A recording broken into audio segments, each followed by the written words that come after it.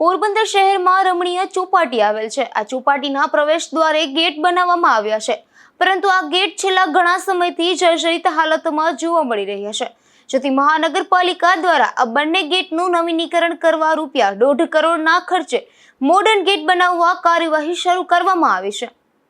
પોરબંદરની રમણીય ચોપાટી પર દિવસ દરમિયાન હજારો પ્રવાસીઓ મુલાકાતે આવતા હોય છે। ચોપાટી પર પ્રવાસીઓ ઉપરાંત શહેરીજનો પણ સાંજના સમયે ફરવા જતા હોય છે। હાલ ચોપાટીના બંને પ્રવેશ દ્વારે આવેલ ગેટ જર્જરિત જોવા મળી રહ્યા છે। આ જર્જરિત ગેટના બાંધકામમાં તિરાડો પણ જોવા મળી રહી છે, તો ગેટની છત પરથી અવારનવાર પોપડા પડી રહ્યા છે।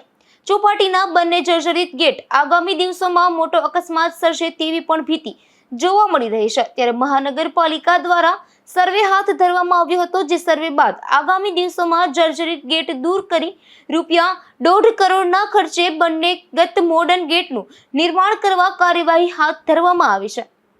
અશોક થાનકી, ગુજરાત ન્યૂઝ, પોરબંદર।